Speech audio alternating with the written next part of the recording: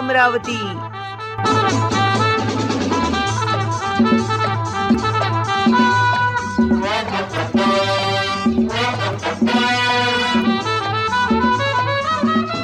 श्रोते हो, हॅलो अमरावती या कार्यक्रमात ऐकूया डॉक्टर रणजित मांडवे यांच्याशी पल्लवी सपकाळे यांनी केलेल्या बातचीतीचा भाग दुसरा. या कार्यक्रमाच्या सादरकर्त्या आहेत कार्यक्रम प्रमुख सोनालिनी शर्मा. श्रोते हो, नमस्कार. काल आपण बातचीत करत होतो डॉक्टर रणजित मांडवे, जे हेड अँड नेक ऑन्कोसर्जन आहेत. द फेस नावाचं त्यांचं अमरावती येथे हॉस्पिटल आहे. त्याचबरोबर ते PDMC आणि डेंटल कॉलेज येथे कार्यरत आहेत आणि बऱ्याच फॉरेन कंट्रीजमध्ये त्यांचं जास्तीत जास्त प्रमाणात वर्क आहे. तर असे मांडवे सर आज पुन्हा माझ्यासोबत स्टुडिओमध्ये आहे. तर मी आजच्या या भागामध्ये त्यांचे परत एकदा स्वागत करते. नमस्कार सर. नमस्ते मॅडम. कालचा जो आपला विषय होता तर त्याची एक उजळणी म्हणायला हरकत नाही. काल आपण एक कॅन्सरचे प्रकार, त्यानंतर या विषयाशी संबंधित आपलं जे एज्युकेशन आहे ते कुठे झालं आहे याबद्दल माहिती घेतली. त्याचबरोबर आपण हेड अँड नेकचे जे तज्ज्ञ आहात तर त्याचे लक्षण आणि उपाय एक्झॅक्ट काय आहेत तर ते आपण श्रोत्यापर्यंत काल पोहोचवलं. तर आजचा जो आपला पहिला प्रश्न आहे सर, तर आज आपण थोडं म्हणजे जो आपला विषय आहे तर त्याच्यापेक्षा थोडं एक वेगळे पण विषय आपण हाताळता. जसं काल चर्चा केली की जे वेगवेगळ्या प्रकारचे व्यसनं आजकालची तरुण पिढी करते. तरुण पिढी नाही म्हणता येणार, व्यसनं जे आहेत जनरल लोकांना जे व्यसन आहे तर त्यात एक असं व्यसन असतं की खर्रा वगैरे हे जे खातात मुलं तर यांचं तोंड उघडत नाही. आणि काल आपण बोलला होतात की याचं एक लक्षण आहे की तोंड उघडत नाही, कॅन्सरचंच हे एक लक्षण आहे. तर त्याबद्दल आपण काय सांगतो? खरं सांगायचं तर आज गुटखा, तंबाखू किंवा पान पराग, आज ॲडव्हर्टाईज पण तशाच चालतात, ऊंचे लोक ऊंची पसंत. तर स्वाभाविक आहे आजकालचा जो तरुण वर्ग आहे त्याच्याकडे खूप जास्त अट्रॅक्ट झाला आहे. आज त्याला खायची सोय नसली तरी चालेल, पण तो दिवसातनं सकाळी उठल्यापासून एक पुडी ते संध्याकाळी रात्री झोपण्यापर्यंत एक पुडी त्याच्या तोंडात आपण नक्कीच पाहतो. तुम्ही हे म्हणताय की कधी आपल्या स्कूलच्या बाहेर आपल्याला दिसतात की बरेच ते गुटखा विक्रेते किंवा पानठेले हे खूप जास्त सर्रास आहे. हे कुठेच आपल्याला जगामध्ये पाहायला नाही मिळत. खरं सांगायचं तर कधी आपले मित्र आपल्याला म्हणतात, कधी पिअर प्रेशर असतं त्यांचं, कधी आपल्याला ॲडव्हर्टाइजमेंटमुळे. तर ह्या गोष्टींकडे आपलं अट्रॅक्शन खूप जास्त आहे. आज माझ्याकडे जेव्हा पेशंट येतो तर मी त्या दिवशी तर एकदम सरप्राईज झालो की एक 9 वर्षाची मुलगी माझ्याकडे आली आणि तिचं तोंड बिलकुलच 5 ते 7 मिलीमीटर उघडायचं. मला तर नवल वाटलं की एवढं कसं कमी म्हणून. तर ते मी थोडंसं ट्रेस करायचा प्रयत्न केला की तिची जी आजी आहे ती आजीच्या चंची मधनं ती सुपारी चोरून चोरून खायची. बापरे. म्हणजे आज मी पाहतोय की आता रिसेंटली मी 11 वर्षाच्या एका मुलाला ऑपरेट केलं, त्याचं तोंड जवळपास 10 मिलीमीटरच्या वरती नाही उघडायचं. तर आजकालचा तरुण वर्ग ह्या सगळ्या ज्या नशा म्हणतात किंवा सुपारी म्हणतात, गुटखा म्हणतात, याचं खूप जास्त अट्रॅक्शन आहे. तर याच्याशी संबंधित सर्जरी देखील आपल्याकडे होतात सर? नक्कीच मॅडम. आतापर्यंत आपण एक 500 ते 600 रुग्णांच्या सर्जरी केल्या आहेत यशस्वीपणे. श्रोते हो, सर्जरी करण्यापेक्षा जर आपण म्हणजे असे जे व्यसन आहे याच्यापासूनच दूर राहिलो तर आपल्याला म्हणजे हे आपल्या स्वतःसाठी ही खूप चांगली गोष्ट आहे. पण हे खरोखर एक शोकांतिका म्हणायला हरकत नाही की चांगल्या गोष्टी लवकर अडॉप्ट नाही करत लोक, पण वाईट गोष्टीकडे पटकन अट्रॅक्ट होतात. नक्कीच नक्कीच मॅडम. सर, त्याचबरोबर जे लहान मुलं असतात तर काही मुलांचे जे ओठ असतात ते जन्मतःच फाटलेले असतात, ज्याला दुभंगलेले म्हणतात. तर त्याबद्दल आपण थोडी सविस्तर माहिती आमच्या श्रोत्यांना सांगावी सर. बेसिकली कसं आहे की त्याला क्लेफ्ट लिप आणि पॅलेट असं म्हणतात. आपल्याकडे जवळपास 1000मधनं एखादा मुलगा हा राहतो बाय बर्थ, ज्याला डेव्हलपमेंटल किंवा बाय बर्थ डिफेक्ट असं म्हणतात त्याला, कंजेनायटल डिफेक्ट सॉरी. तर 1000तनं 1 असं आपल्याकडे रेशो आहे. आणि आपण थोडंसं मेळघाट किंवा मग चिखलदरा किंवा कोलकास या भागांमध्ये पाहायचा प्रयत्न केला, जो अनऑफिशियल आकडा आहे तो बराच आहे. तर माझ्याकडे जनरली जेव्हा बच्चू येतात, कधी ते न्यूबॉर्न्स असतात, 4-4 घंट्याची पण बेबीज माझ्याकडे येतात, जेव्हा त्यांना फिडिंग नाही करतायत मदरला, तर असे बच्चूंचं प्रमाण बरंच आहे. तर यांना एक सिक्वेन्शियल ट्रीटमेंट असते. जेव्हा सुरुवात होते त्यांना फिडिंग प्लेटपासून सुरुवात होते. त्यानंतर जेव्हा त्यांचं बाय वर्थ पहिले जसं म्हणायचं 10 ग्रॅम्स ऑफ हिमोग्लोबिन आणि 10 पाऊंड्स ऑफ वेट, जेव्हा ते मिनिमम याच्यावर पोहोचतं तेव्हा आपण सर्जरीसाठी घेतो. पहिले ओठांचं, टाळूंचं आणि त्यानंतर त्याच्या नाकांचं आणि त्यानंतर चेहऱ्याचं आणि गरज पडली मधात बोन ग्राफ्टिंग, अशी ह्या प्रक्रिया असतात. त्याला एक जवळपास 3 ते 4 सर्जरीची गरज पडते. तर सर साधारण हे जे ओठ दुभंगलेले जे ओठ. ओठ असतात ते कशामुळे साधारण होऊ शकतात? त्याला बरेच कारण आहेत. त्याला एक तर मॅटर्नल एज पण असतं, सर्क्युलेटरी डिफेक्ट्स पण असतात, बाय बर्थ डिफेक्ट म्हणजे जेव्हा आपण बाळांचं 4th वीक ते 7th वीकपासून सुरू होतं डेव्हलपमेंट, त्यामध्ये काही डिफेक्ट्स आले. आजकाल कसं आहे की तरुणींमध्ये अल्कोहोलचं प्रमाण पण किंवा व्यसनांचं प्रमाण खूप जास्त आहे. तर सर्क्युलेटरी टॉक्झिन्स पण तेवढेच त्याला रिस्पॉन्सिबल आहेत. बरेच कारणं आहेत त्यासाठी. तर श्रोते हो, आपण ही बातचीत अशीच चालू ठेवणार आहोत, पण आजच्या भागातल्या गाण्याची पुन्हा वेळ झालेली आहे. तर कोणतं गाणं सर आपण आमच्या श्रोत्यांना ऐकवाल? तर श्रोते हो, ऐकूया सरांच्या आवडीचं हे सुंदर गीत.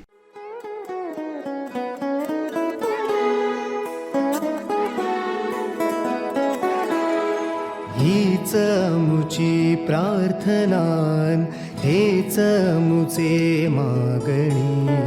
हीच मुची प्रार्थनान, हेच मुचे मागणी. माणसाने माणसाशी माणसा सम वागणे.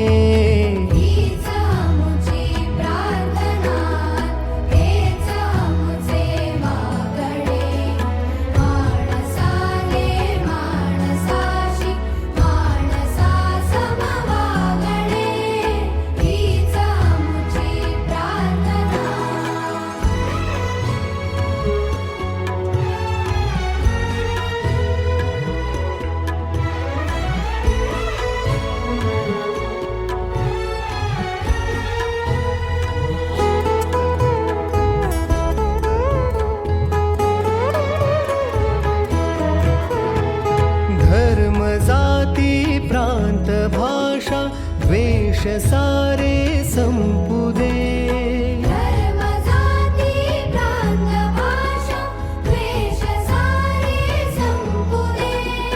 एक निष्ठा एक आशा एक रंगी रंगू दे.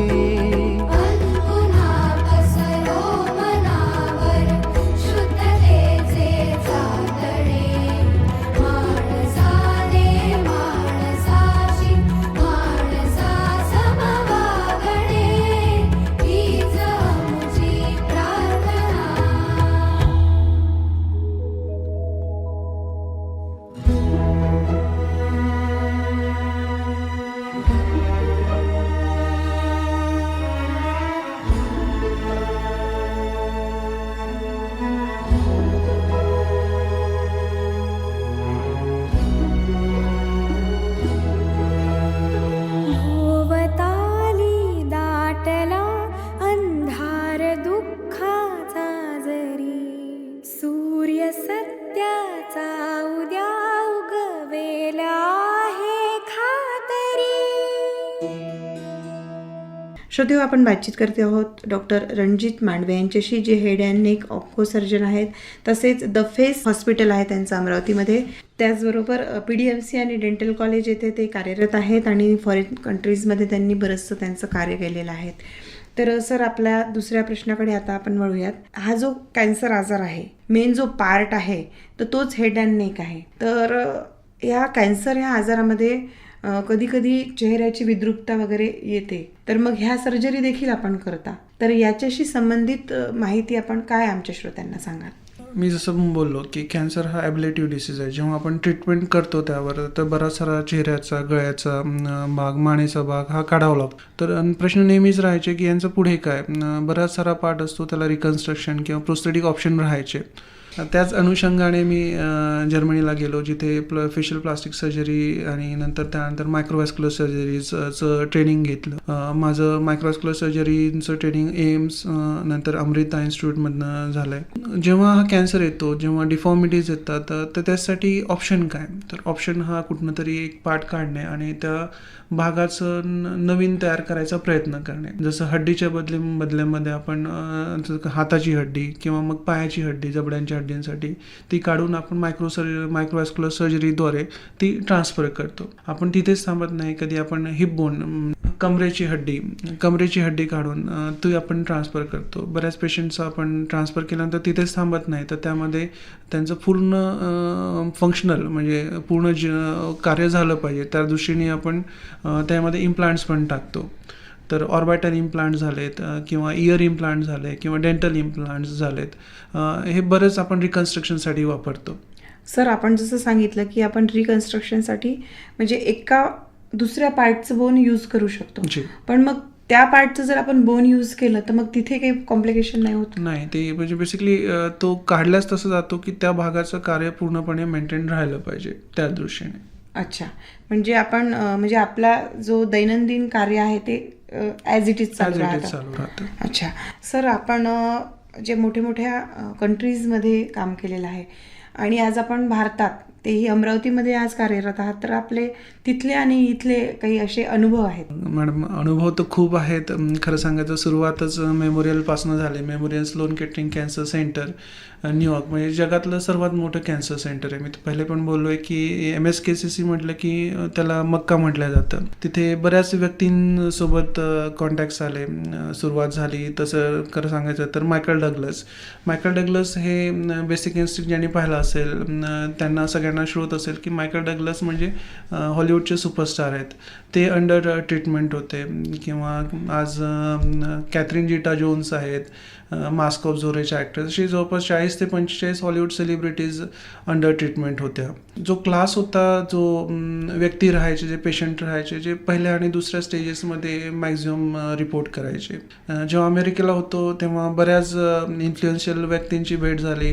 बराक ओबामा साहेबांची भेट झाली. ते 2 वेळा हॉस्पिटलला येऊन भेटलेत. सर, आपण बाहेर देशामध्ये पण काम केलेलं आहे, बरोबर आहे, आणि आज आपण भारतात पण काम करता. तर आपले बाहेर देशातले आणि भारतातले कोणकोणते अनुभव आहे? आणि हे अनुभव तर आहेतच, पण त्याचबरोबर आपण बऱ्याचशा लोकांना ट्रीटमेंट दिली आहे, ज्यांनी आपल्या अंडर ट्रीटमेंट घेतलेली आहे.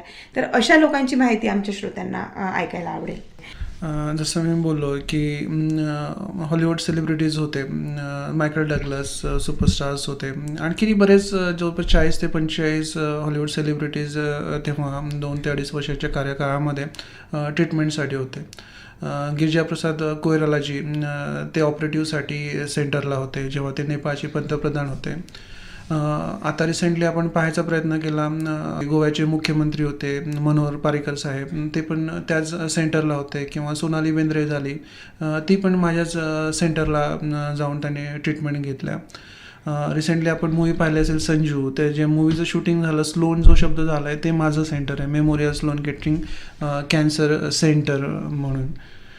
तर आपण राजकपूरपासनं ऐकत आलो आहे ते नर्गिसपासनं ते सोनाली बेंद्रेपर्यंत असे बरेच सारे इंडियन सेलिब्रिटीज, पॉलिटिकल सेलिब्रिटीज, जसं पारिकर साहेबांचं सांगितलं मी, तसे बरेच पॉलिटिकल सेलिब्रिटीज किंवा मग हॉलिवूड बॉलिवूड सेलिब्रिटीज त्या हॉस्पिटलला ट्रीटमेंटसाठी नेहमी येतात.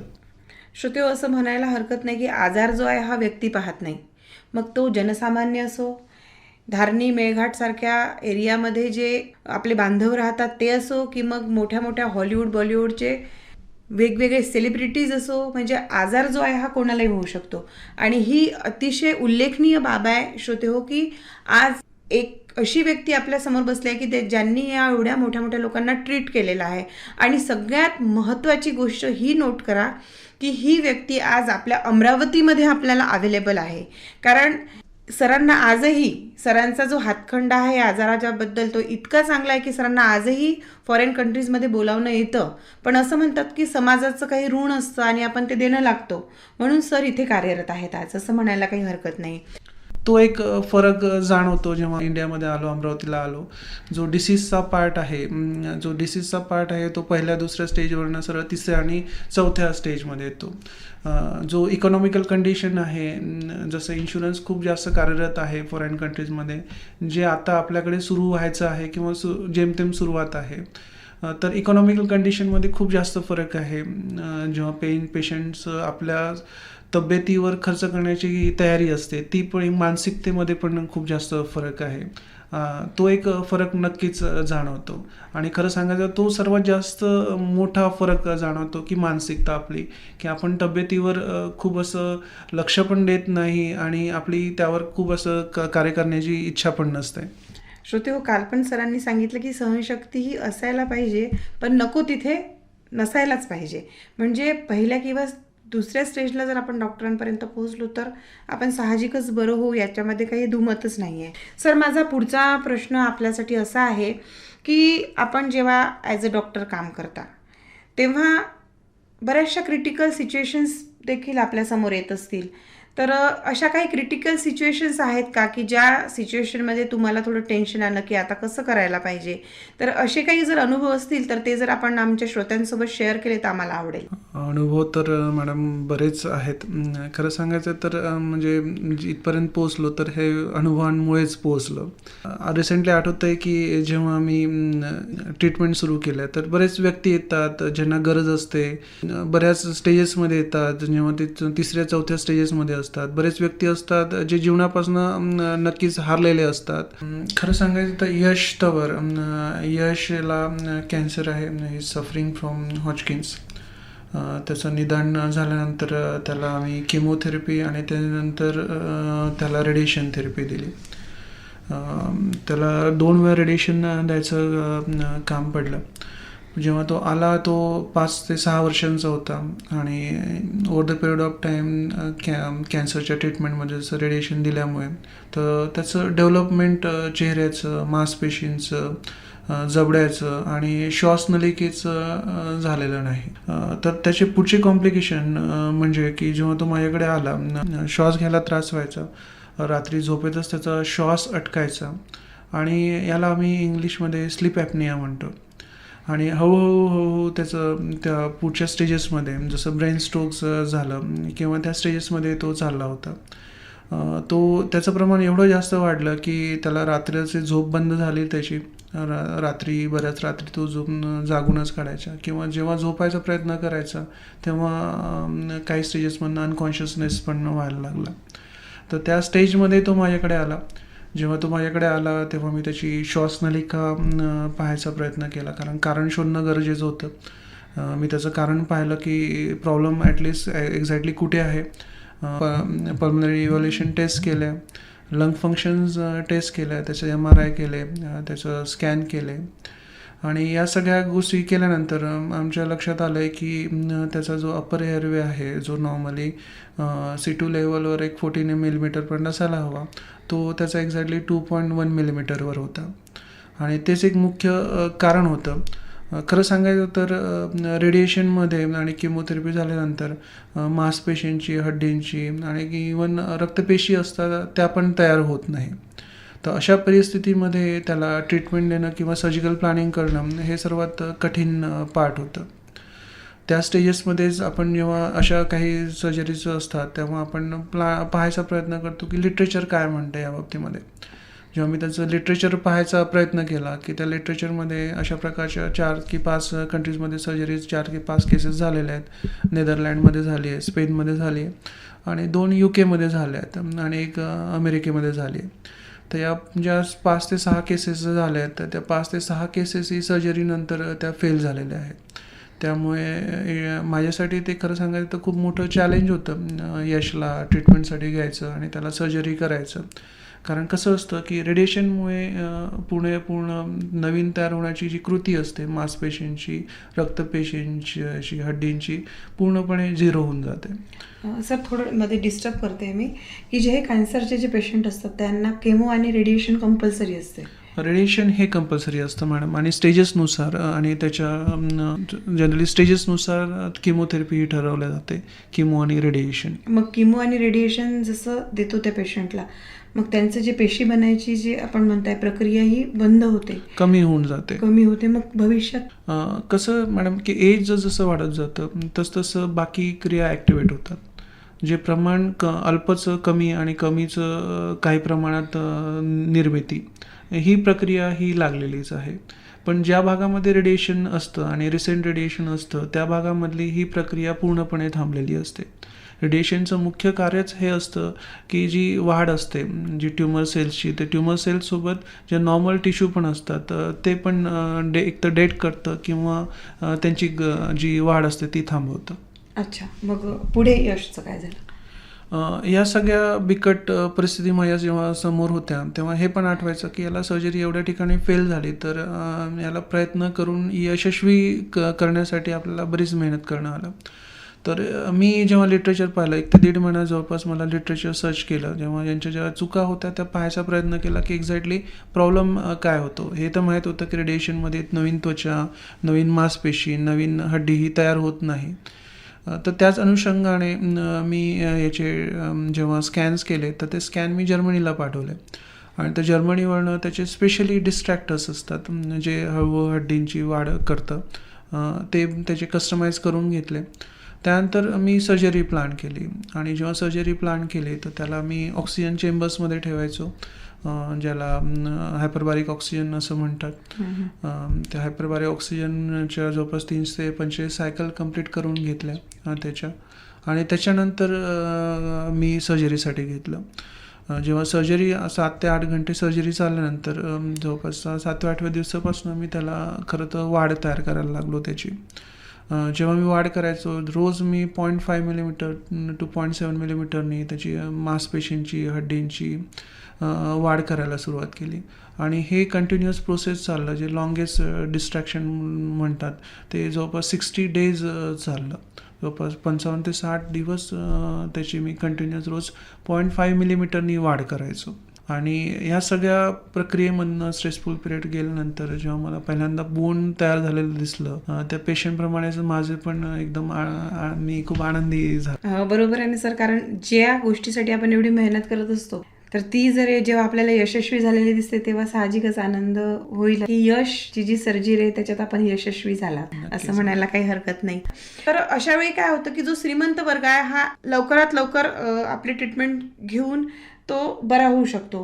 पण असं कधी कधी होतं सर की जे गरीब रुग्ण म्हणू किंवा गरीब लोक तर हे यांना ही ट्रीटमेंट जशी पाहिजे तशी मिळत नाही किंवा ते जर कुठे गेले तर त्यांना जशी पाहिजे तशी माहिती मिळत नाही.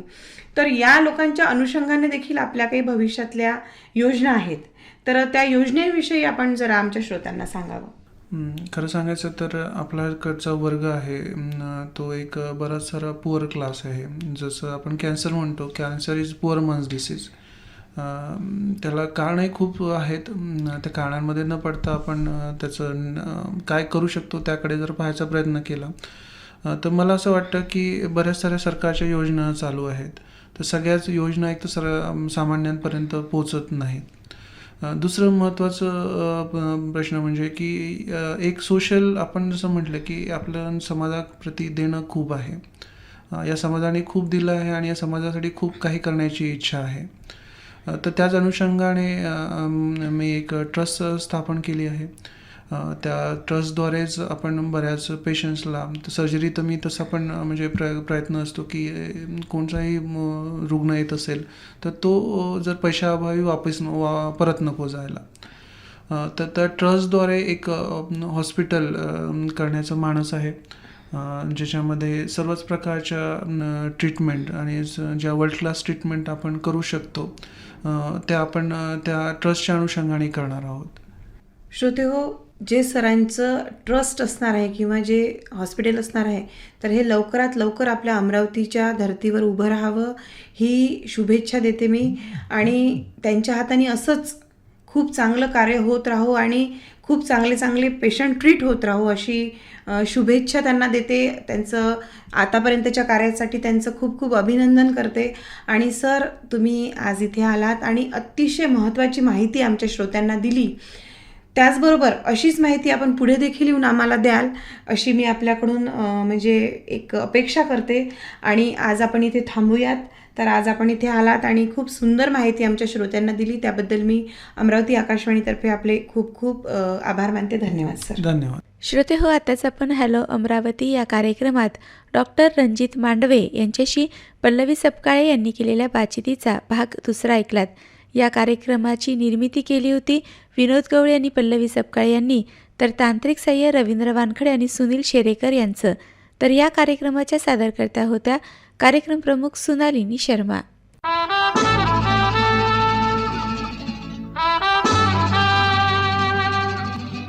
हॅलो अमरावती.